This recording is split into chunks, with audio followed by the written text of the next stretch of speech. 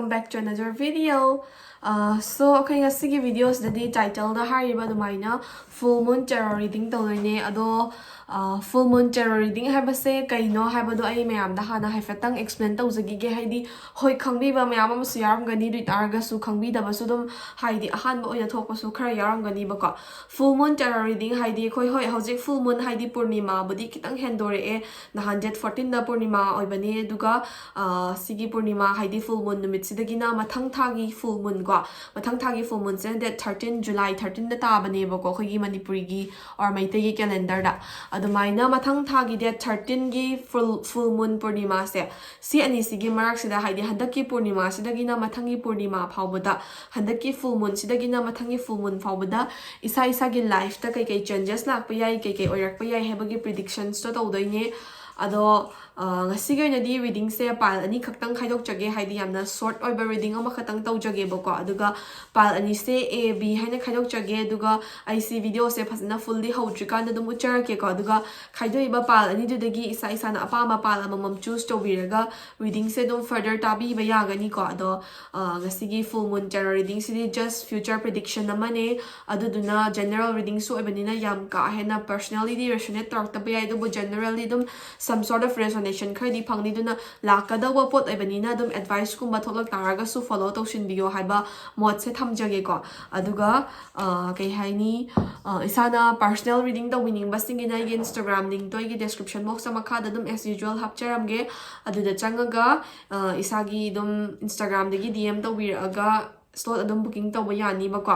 ado ngasigi oinadi full moon tarot reading se haurase purnima da base tawba purnima hadaki purnima haukhibasitagina mathang purnima phawbada kai kai oirakpa yai hebado adudugi oiba reading tawdoine ado pick up pile rom na mayon sila se video se haurase.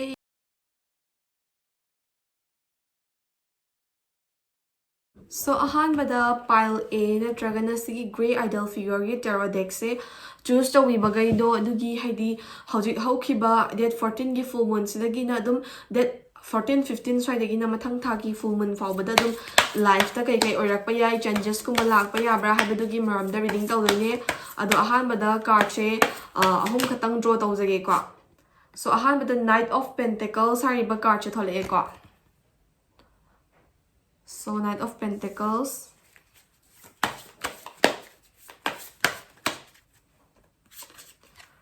and then the Hermit ko reverse ne the Hermit se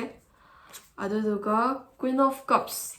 So Knight of Pentacles, the Hermit, and then Queen of Cups cyber card che pick taw kraba matungda mathangda amuk energy card khara pick tawjage ko. Energy card che ama draw tarage duga bottom of the deck haidi swaina I hijack ko ahan base ama pick tawige Queen of the Unicorns ko aduduga sigi shuffle tawredana setot ledana aduga sigi aroiba bottom of the deck ta leramba card to ko freedom hariba card che lerambeba sigi freedom hariba card chiga swaina energy she sigi bottom of the deck ki card china pidoineba so card chinja pick tawba loirabanina hourse reading se matamang handabida ko ahanbada Knight of Pentacles hariba card che thole ko sigi Knight of Pentacles hariba card chigi matungina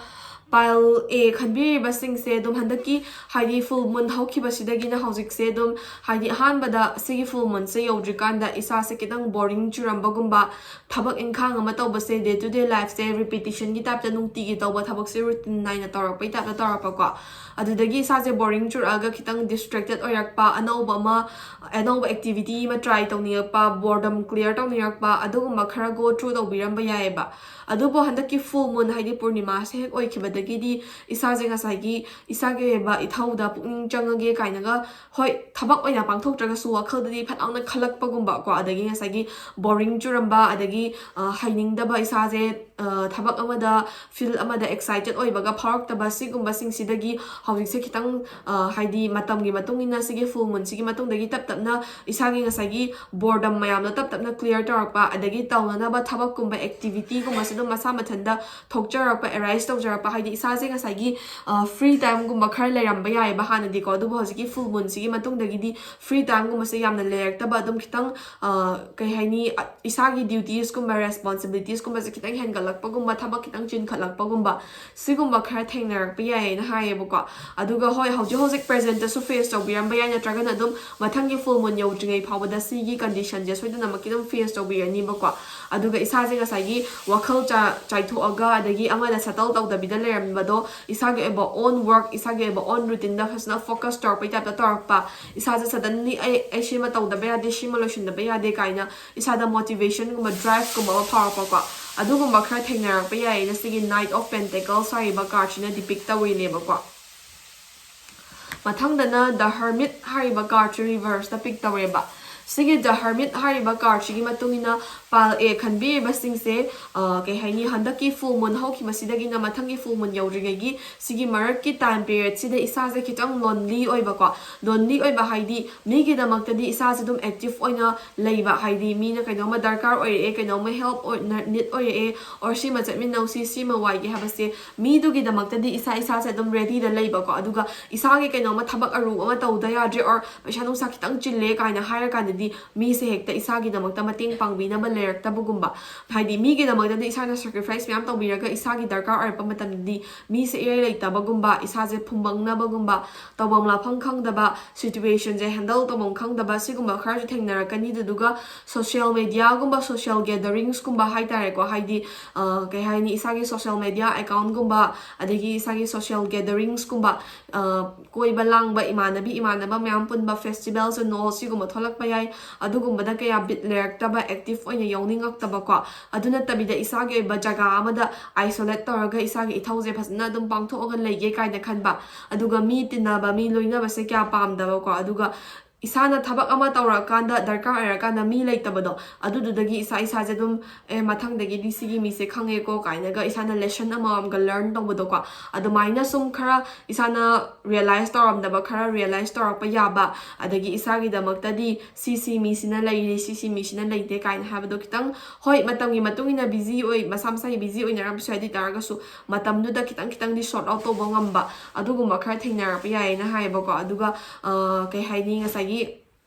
social media social ꯒꯦꯗꯔꯤꯡꯗ ꯌꯥꯝ ꯀꯥ ꯍꯦꯟꯅ ꯊꯋꯥꯏ ꯌꯥꯎꯗꯕꯤꯗ ꯏꯁꯥꯒꯤ ꯏꯊꯧꯗ ꯑꯣꯏꯅ ꯄꯨꯛꯅꯤꯡ ꯆꯪꯕꯗꯨꯅ ꯇꯨꯡꯗꯕꯨꯗꯤ ꯑꯐꯕ vision ꯈꯔ ꯑꯐꯕ ꯑꯣꯄꯅꯤꯡꯁ ꯈꯔ ꯀ꯭रिꯌꯦꯠ ꯇꯧꯔꯛꯇꯣꯏꯅꯦꯕ ꯏꯁꯥꯒꯤꯗꯃꯛꯇꯀꯣ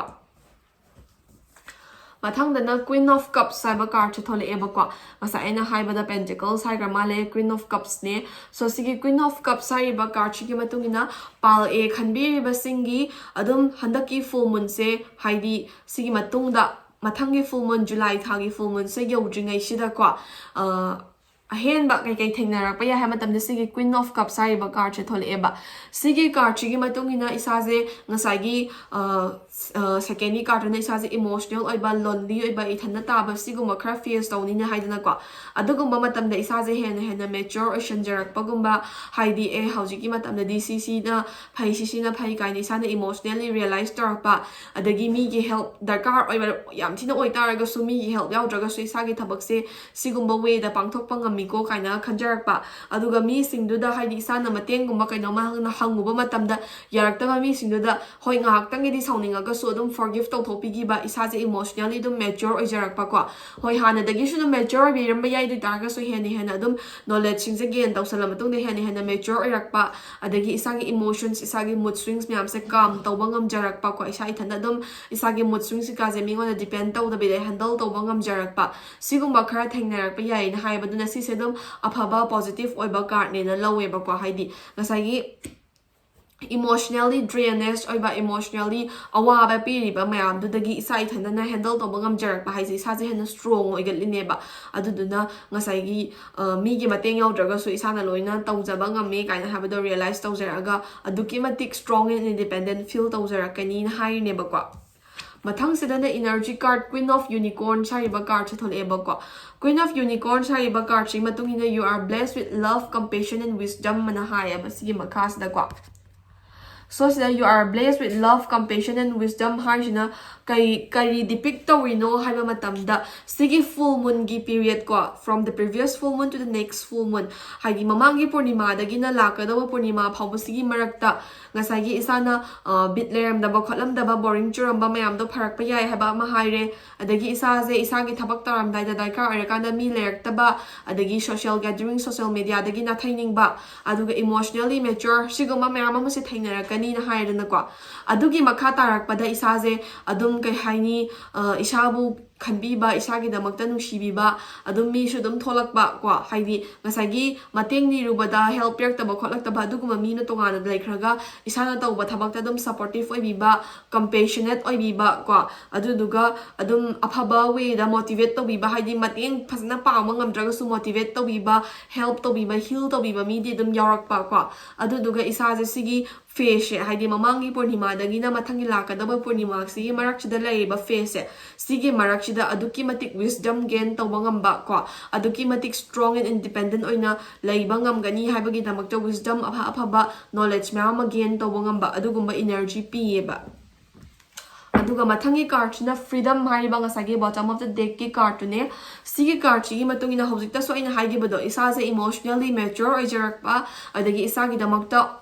on your own stand tawang am jarak pa mi gi mateng yaudra su AIC gi thabak se cob up tawang ami AIC gi tabak se pangthok pang ami habada realize taw jabado ka adamaina freedom isa je free feel taw jabado ngasai mi gi mateng yaudra ni tawang amoidra mi gi help yaudra ni tawang amoidra hina khalambada adudagi isa je free oraga AI thana tawang ami ko kaina realize taw jara pa adugumba freedom gi oibe energy phangni na haine ba ko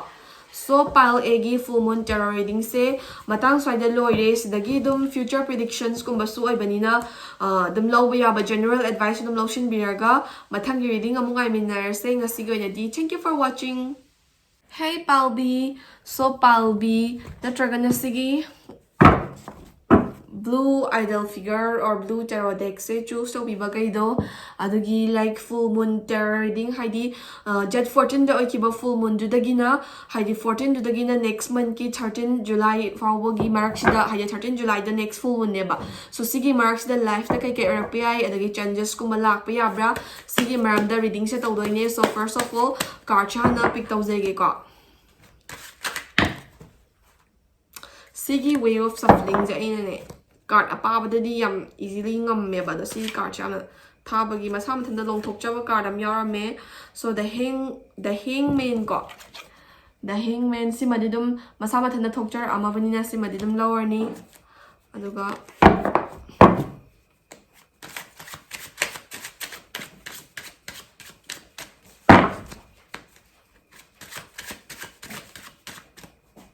si bottom of the deck se logi ko some intuition the si like low ka habagi wakalam la eba so 8 of cups reverse aduga card amatanga draw tawse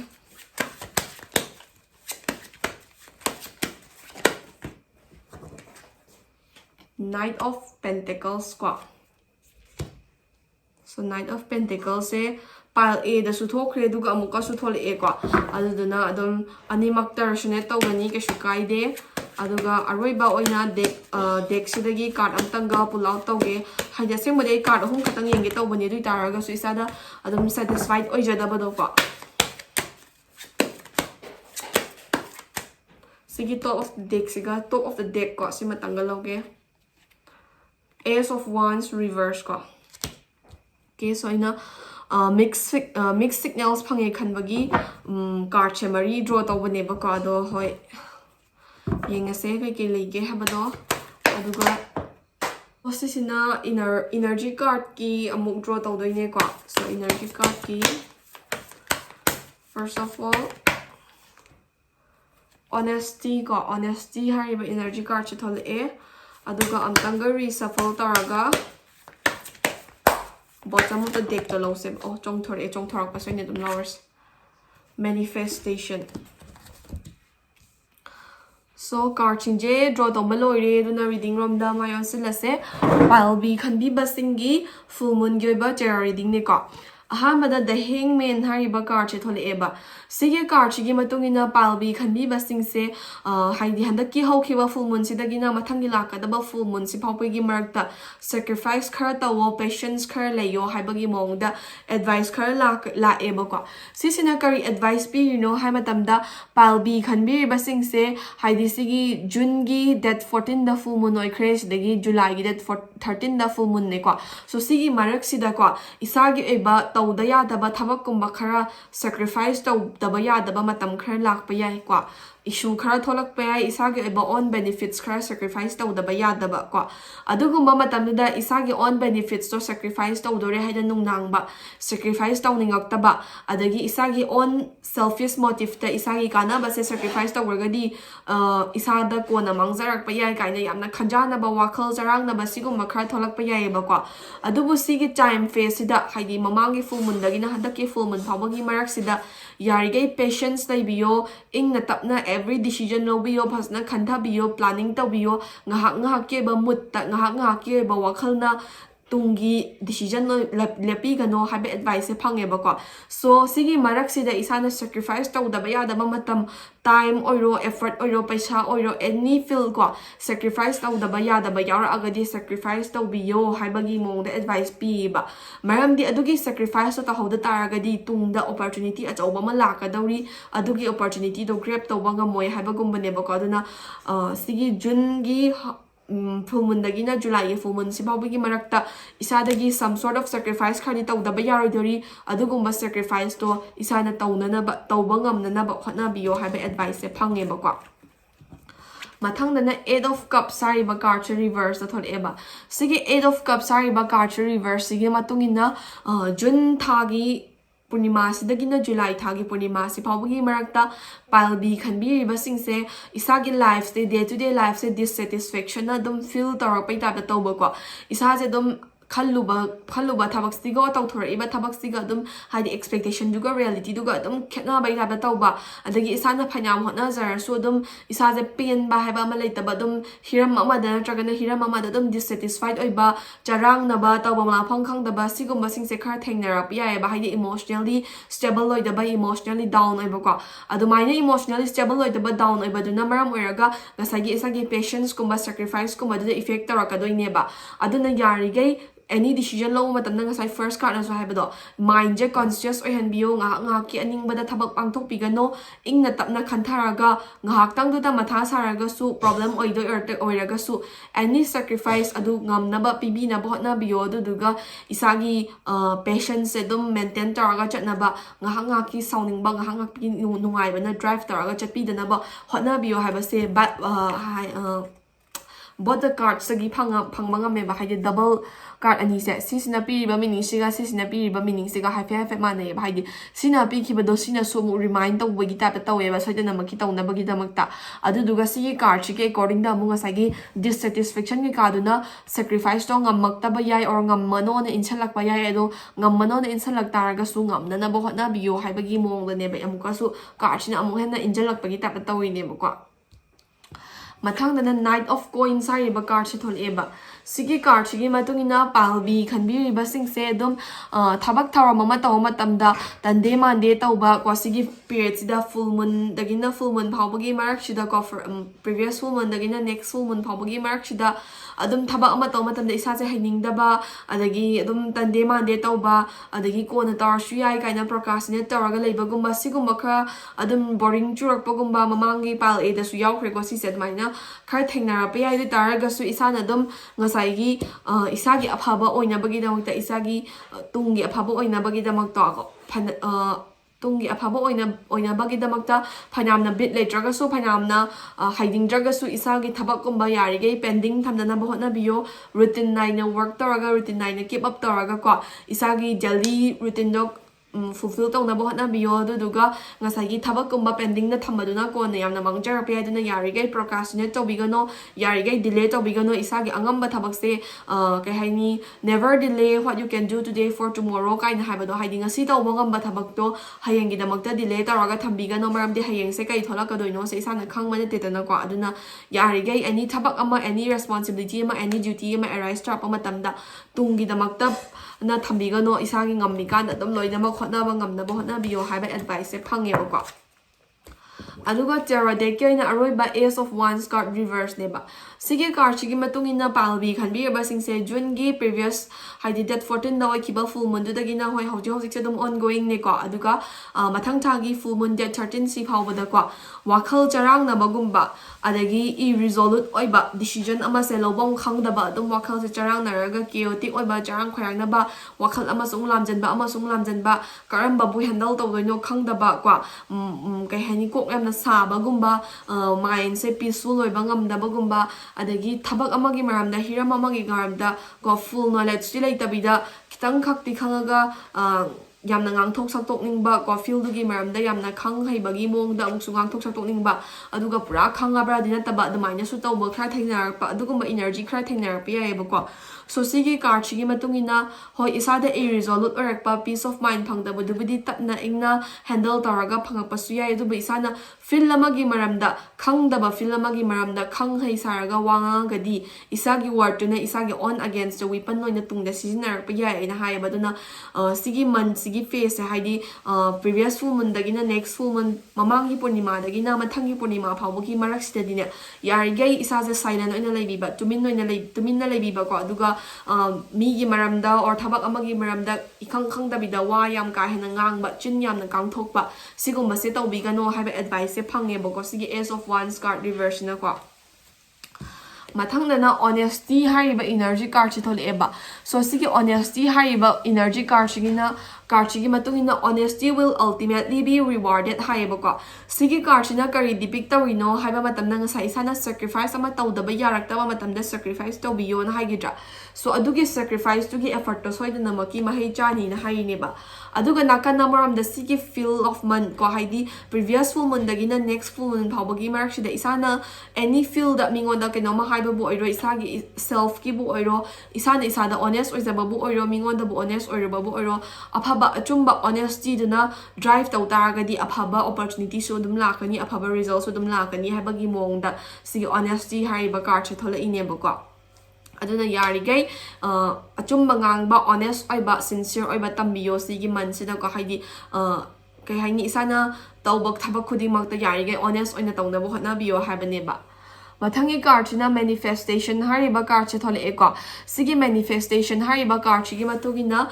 sigi previous full moon haidi mamangi purnima dagina next ki purnima phawbugi marak sida yarigai isagi skill or talent or any thabak oiro pangthokadaba thabak kuma se manifest toraga haidi phasna adum hotnabiyo pangthokpiyo lepa leitana junction biyo ideas me amdo action oina pangthoknaba adagi ngang khiba wa ngaknaba smaina phasna manifest toraga hotnabiyo adui taragadi sigi full moon se lantho da afaba opportunity lakani haineba ko aduna tabida isana ngasai procrastinate tawraga delay tawraga dum thambado adumaina thamtaragadi lakadaba afaba opportunity do haina chomna la amadagi lambi do thaidoga chatkhani haiba gumba leba ko so yarigai manifest tawbiba procrastinate tawdaba delay tawdaba sigumba se follow tawbiyo ado adum afaba opportunity do grab tawba ngamdaba ko so palbi gisu full moon tarot reading se matang swaida loire sidagi dum lawba yaba advice lotion biraga mathangi reading amungai minarse ngasi ganadi thank you for watching so ai video se namaga outro haidi ending se haptragadi nungai tabagi dum namjabane so ngasi gi video se so mayamna nungai te adagi dum matamgi matungina chana de habado dum matam dugi matungina dum comment tawbiro aduga hojik face tawbiba yaraga su dum comment tawbiramo aduga mathangi amu hana interesting oiba reading ama tawnaba mu hotna jage kitang di dum tele ko ngasi gi reading se dui taraga su mayamna dum satisfied oyena khanbinabagi damakta haijari aduga aiba makhatana support tawbiyo channel asibu like subscribe share channel or video kamai hai do khangde hoi share to bio hena chawkhat po iminarse so whole family kwa aduga general reading in the 100% resonate to da bayai si ma didum disclaimer in haijage aduga dum